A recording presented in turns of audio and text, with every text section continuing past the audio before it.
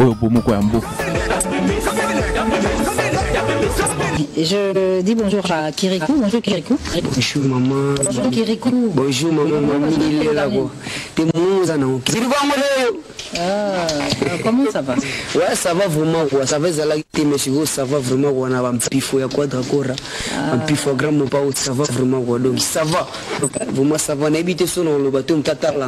Bateau batala pena ba mona que ça va vraiment ko banda likolo tisi. Ba pesa vraiment na ba ndinga la tande leader lisusu. Na ko pesa no merci pas quadra mon pas abada ngolo ba benga Donald Trump. Mon pas Trump. Au bando compté balias à aéroport en Chili ici là il y a Trump pendant les milliardaires. Donc il y a petit matin il y a sous leader il y a mon père on est leader quoi.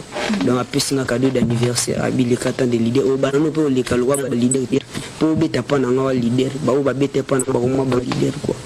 Donc pour leader quoi zo kanda petit cadeau d'anniversaire tant de leader. Merci à Bada. Au pao. Abada. Merci les sous. Dans le quartier latin, tu as quel rôle?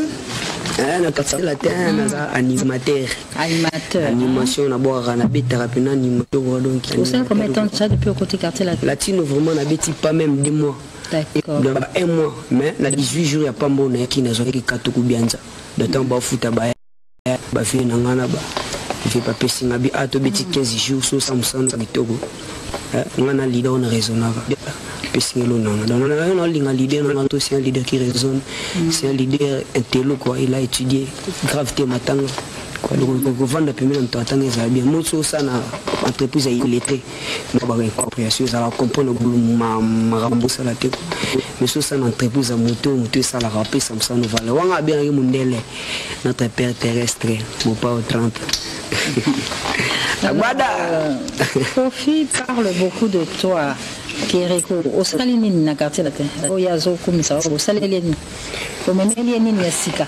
Yangwana o mingi mo Paulo baka être un homme.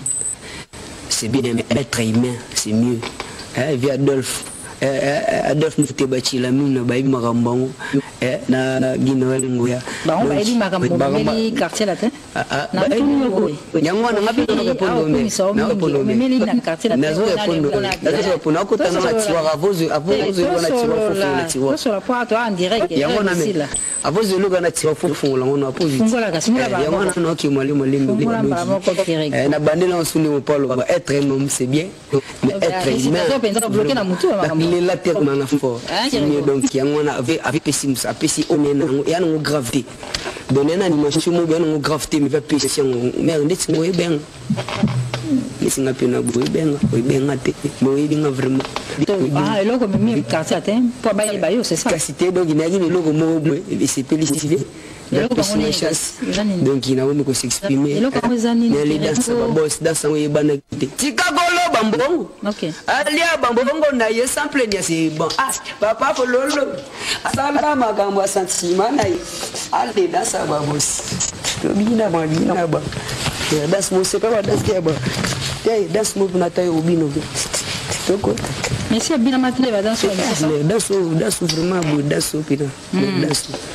Na jour anniversaire on a bêté la tour na discothèque moko na vandi batie danse ba boss la 2 jours pas me bimi mais boss tombe donc il va pas bini ngamono na bité té vraiment vraiment yango pour ça na kati ya nyatakanse ouais au bloc de on va nyatakanse le dollar yana le franc congolais yana euro sterling yana le papa fololo Donald Trump Chicago lo biloko alia biloko na yeba ndeko c'est bon papa asala magamba sentiment allez na sa boss bina babos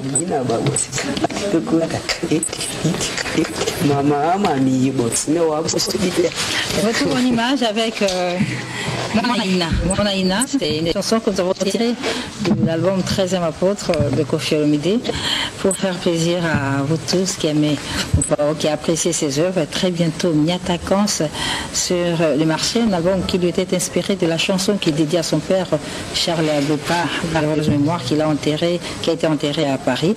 Aujourd'hui, en attendant Niatakans, retrouvez Koffi Olomide dans Monaïna.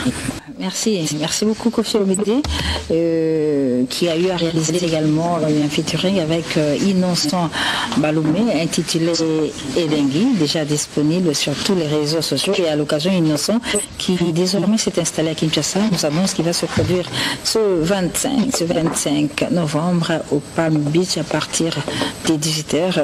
Événement absolument vivre avec Innocent Baloumé, Innocent Bess, qui a réalisé, je rappelle, un featuring avec Mopao intitulé Elengui. Alors, Kirikou, Yakuba Césali, Kirikou. Ouais, on bat César, non, il y a des boussons dans le ballon, c'est la personnalité de notre homme, la diambaté. Et on s'est plané parce que les mouteuses à la fraîche, ça va m'embêter là, avant de la Oyamba Batou. Donc on a remercié l'idée, on a remercié puis pour passer la chance et on se l'a bervé l'entier Rodolphe Toumba, Patrick Longa, et tel entourage comment fonctionner. Chomozaki baba, comment fonctionner. On vend d'abord sacré Ndoka à Bengi, on vend d'abord Jean-Jacques Malo le prêtre à Bengi, Alain Libanais à Bengi, on vend d'abord Patrick Longa à Bengi, donc moi Chomo Yves Bellet à Bengi, Georges Kaloum à Bengi, Chomo fonctionner. Donc on a bon pour la personne à ticket en art de tout ça c'est mission. Tout ça c'est mission. Donc on a mis sur mi bien l'idée pour na 4 c'est père, il y a son mouvement de on a bien le roi n'habité. Il y a sous l'idée de mi père. Il y a mi père quoi, donc c'est un peu ça quoi donc. Mais mal sous bateau va sur bague bobe tant pour ce qui n'est ni en tout cas. Nazo no personne information pas nazo lo ba ko no fait ne pas konza mboka en tout cas ba ki langa mawa vraiment mais c'est ça parce qu'on a un orchestre vient na faire rigola nambo on a na utaka tana utawi na nambo on a ça passe pas on habite ceux qui bazanga ndembo toni n'habite ça passe pas nambo on a mais na singa bon passeport ti ba pia ngati konza mboka botala vraiment likambo n'habite on a lo be ko pour nous, on a vraiment n'habiter et comme vraiment donc c'est un peu ça. C'est un peu ça. Mais on a un bon, c'est ça parce qu'on est grève de Chico. Tant que on voyage l'objet, bon, vraiment n'habiter qui nous dit que tu n'as qui donc on a information dans la piste de Naba Konja. L'attaquant c'est Macan. L'attaquant c'est ça pour décembre. De tout qui est volant. Volant. Allez, volant, Igi.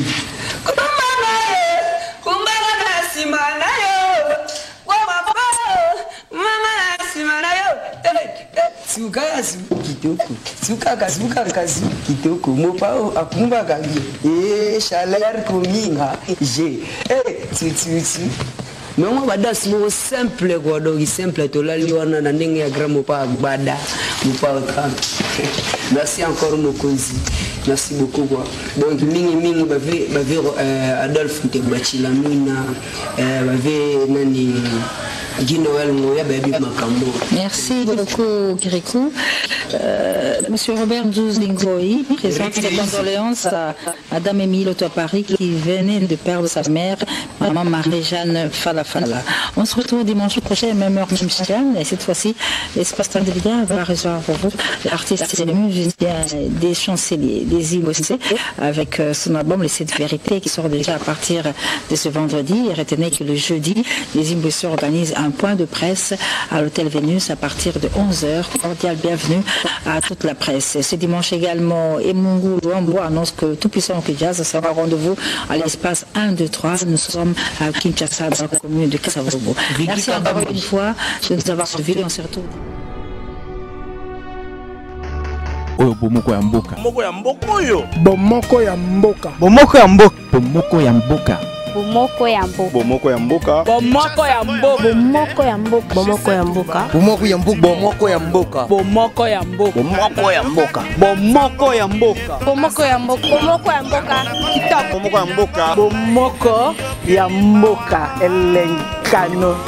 Papopi motoki bala lobi botala ka bomoko ya mboka.